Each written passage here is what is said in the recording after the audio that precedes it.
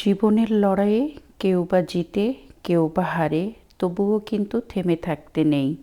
জীবন মানেই শত বাধা পেরিয়ে সামনের দিকে এগিয়ে যাওয়া। দুঃখ পেয়ে থামতে নেই, খারাপ সময়ের মধ্যেও ভালো সময়ের দেখা মেলে।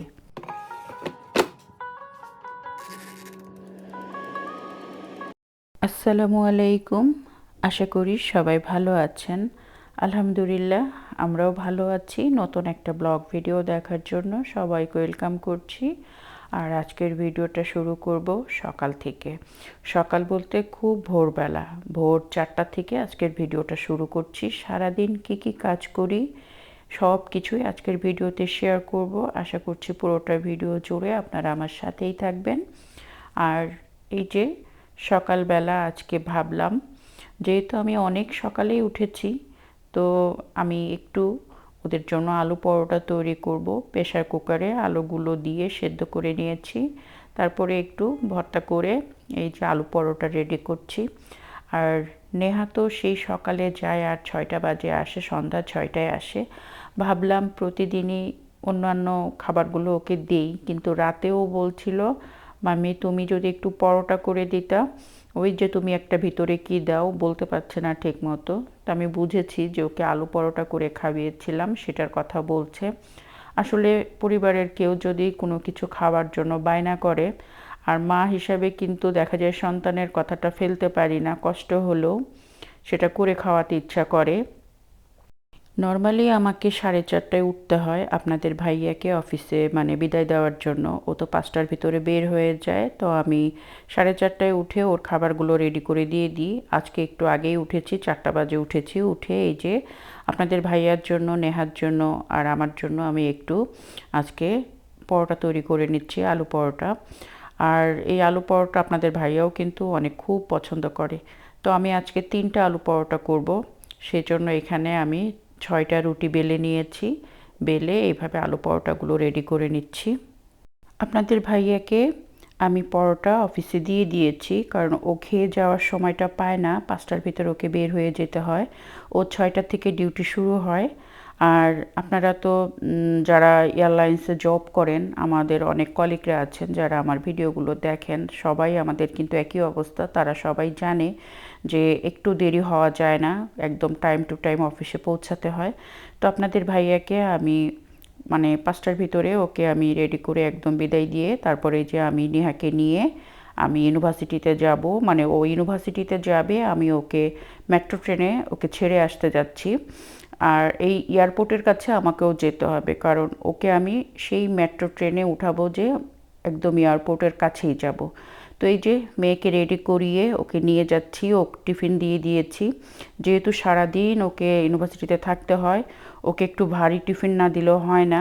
আর আমার ছোট মেয়েটা এত লক্ষ্মী, ও বাইরের কোনো খাবার ওরকম লাইক করে না, শুধুমাত্র কেএফসি ছাড়া। আর কেএফসি সে প্রতিদিন খাওয়া পছন্দ করে না, সপ্তাহে 1 দিন বা 2 সপ্তাহ পরে 1 দিন সে কেএফসি খুব পছন্দ করে। আমরা বারবার ওকে বলি যে তোমার কাছে তো কার্ড আছে, তুমি কার্ড দিয়ে কেএফসি কিনে খাবা, কিন্তু সে খায় না। বাসার থেকে সে নাস্তা নিয়ে যাওয়ার চেষ্টা করে। তো এই যে মেয়েকে নিয়ে রওনা দিয়েছি। আর দেখে হয়তো বুঝতে পারছেন কতটা অন্ধকার। এখন কিন্তু বাজে 6:30। 6:30টার দিকে মেয়েকে নিয়ে বের হয়েছি। ওকে নামিয়ে দিয়ে তারপরে আমি বাসায় যাব। আর ভিডিওর এই পর্যায়ে এসে সেই পুরনো কথাটা নতুন করে আমার প্রিয় প্রিয় আপুদেরকে মনে করিয়ে দিচ্ছি। আমার ভিডিও আজকে যারা প্রথম দেখছেন তাদেরকে অভিনন্দন। আর যারা আগে থেকেই আমার ভিডিওগুলো দেখেন তাদেরকে অসংখ্য ধন্যবাদ আর ভালোবাসা। ভিডিওটা যদি একটুও ভালো লাগে তাহলে একটা লাইক দেবেন, এতে আপনাদের কোনো ক্ষতি নাই, কিন্তু আমার একটু উপকার হয়। মেয়েকে নামিয়ে দিয়ে আমি বাসার দিকে আবার রওনা দিয়েছি। বাসায় এসে অফ ক্যামেরাতে আমি একটু নাস্তা করে নিলাম।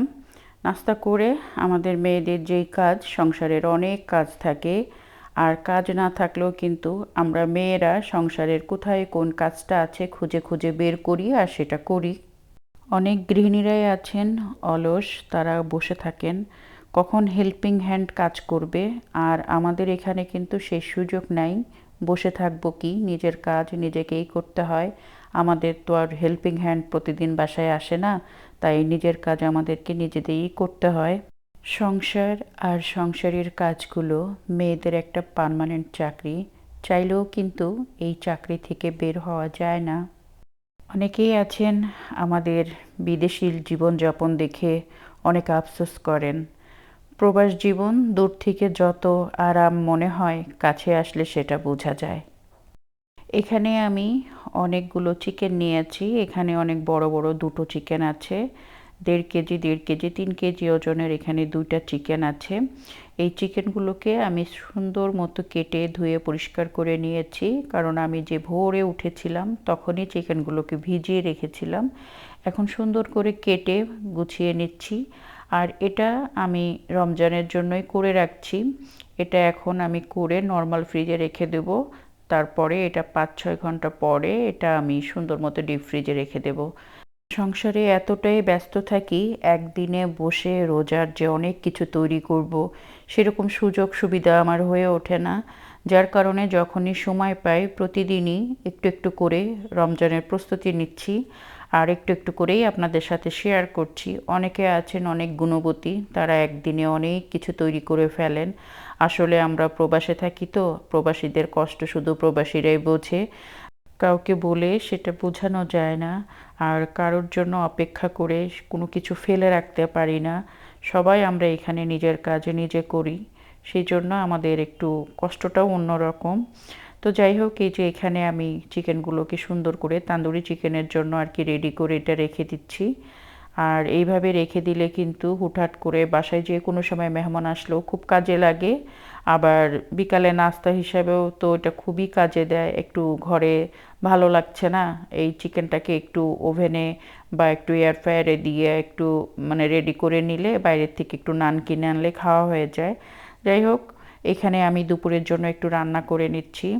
এখানেও চিকেন আমি রোস্ট করছি, আর ফার্মের চিকেনের রোস্টটা নেহা খুবই পছন্দ করে, তো নেহার জন্য এটা রান্না করে রাখছি। আর আপনাদের ভাইয়া আবার এই ধরনের খাবারগুলো পছন্দ করে না। ভাবছিলাম কি রান্না করব, আসলে রান্নাঘরে আসলে না কি রান্না করব খুঁজতে খুঁজতে দিন চলে যায়। মেয়ের এক রকমের পছন্দ, মেয়ের বাবার হচ্ছে আর এক রকমের পছন্দ। তো নেহার জন্য আমি পোলাও রান্না করছি, আর আপনাদের ভাইয়াকেও এই পোলাওটা পরের দিন আর কি অফিসে একটু দিয়ে দিব। চিকেনের রোস্ট হলে সে খায়, আর তান্দুরি চিকেন খায়, নর্মাল কিন্তু রান্না চিকেন খায় না, আমি অনেক ব্লগেই বলেছি। নিহা সন্ধ্যার সময় এসে একটু পোলাও রোস্ট খাবে, আর আপনাদের ভাইয়া তো রাত্রে ভাত খায় না, আবার রুটি তৈরি করতে হবে, ভাজি তৈরি করতে হবে। বললাম না, আমাদের এখানে কিন্তু কারোর উপরে নির্ভর করে থাকা যায় না, নিজের কাজ নিজেকেই করতে হয়। যে একটু আরাম করব সেটা কিন্তু হয়ে ওঠে না। তো যাই হোক, এই যে আমার মেয়ে বিকালের দিকে মানে সন্ধ্যার দিকে বাসায় আসছে। বাসায় আসার পরে আমি আগের দিন কিন্তু এই ভুট্টাগুলো কর্নগুলো নিয়ে আসছিলাম। তো ও দেখি এগুলো ছিলছে, বলছে এয়ার ফ্রায়ারে এগুলো হচ্ছে এখন সে পোড়াবে।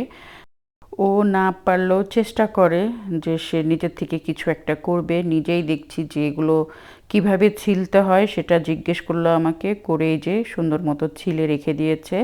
বলছে এগুলো আমি এখন এয়ার ফ্রায়ারে এগুলো পোড়াবো, আর এগুলো খেতে অনেক মজা। তো আমি আবার ওকে একটু হেল্প করছি যে ঠিক আছে তুমি সরো, তুমি দেখো মাম্মি কিভাবে করি, তুমি তো ছিলে দিয়েছ। তো আমি এগুলোকে একটু সেদ্ধ করে নিয়েছি, নিয়ে এখন আমি বাটার, লেবু আর একটু স্পাইসি করে দিতে বলছে। তো একটু স্পাইসি দিব, এখানে একটু মরিচের গুঁড়া দিব, একটু লবণ দিব, দিয়ে সুন্দর মতো মাখিয়ে আমি এটা এয়ার ফ্রায়ারে দিয়ে দেব। আর এটা মানে 20 থেকে 25 মিনিটের মধ্যে কিন্তু খুব সুন্দর পোড়ানো হয়ে যায়। আর এই ভুট্টাটা কিন্তু খেতে খুবই মজা।